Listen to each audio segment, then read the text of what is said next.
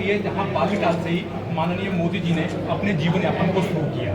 भटनगर से ली हुई शिक्षा में वो उनका अदम्य साहस, जिसमें मगरमच्छों से भरे हुए तालाब में तैरकर मंदिर पे जाके भैया प्लीज जहां ध्वजा को लगाया। भैया थोड़ा स्थान भी दीजिए, बढ़ते भी जाइए, थोड़ा पीछे हो जाइए ना, तभी तो बनेगा शॉट। उनका जो एक मूल मंत्र है कि ना मैं खाता हूं, शैलेंद्र भाई हाथ प्लीज।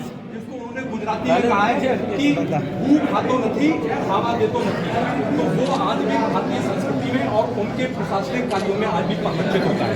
इसी क्रम में जब वे युवावस्था में गए तो हिमालय गए।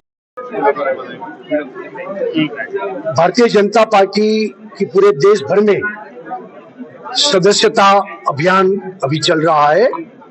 उस अंतर्गत मैं यूपी में आज बदायूं आया हूं।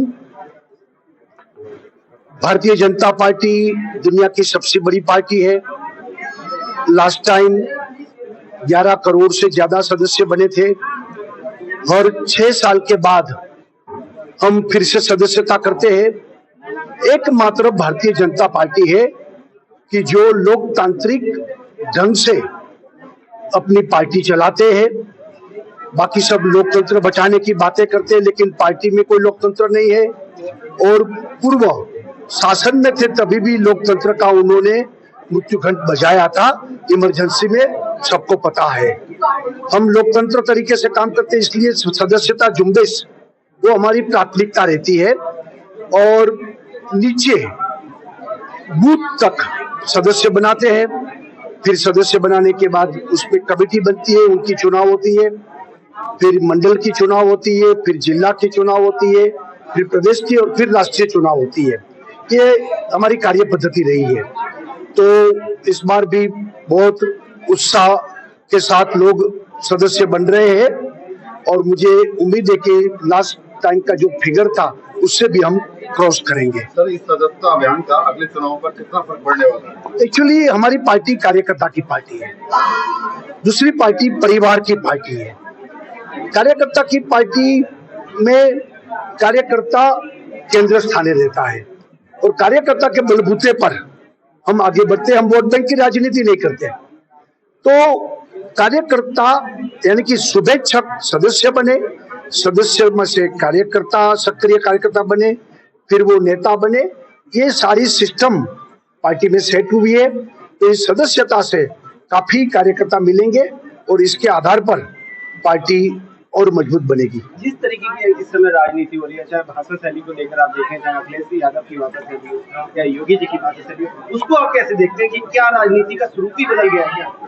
नहीं, एक्चुअली क्या है कि विपक्ष निराशा में, फ्रस्ट्रेशन में, भाषा उनकी बहुत यानी कि हल्की भाषा हो जाती है, तो उसका जवाब योगी जी और बाकी लोग दे रहे हैं।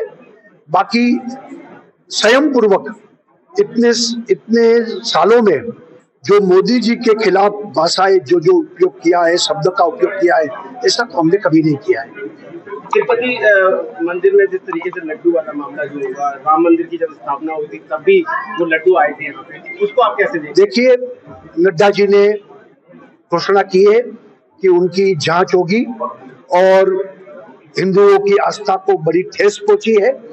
जो उनमें सम्मिलित हो उसमें कड़ी से कड़ी सजा उनको मिलनी चाहिए, सवाल ही नहीं है। सर, हिमाचल में भी एक प्रकरण चल रहा है, बार बार आवाजें उठाई जा रही है मस्जिदों को लेकर। लेकिन देखिए गैर कानूनी जिस तरीके से बनाया होता तो वहाँ की जनता की अपेक्षा होती है कि उसको दूर किया जाए और हिमाचल में वो हुआ है।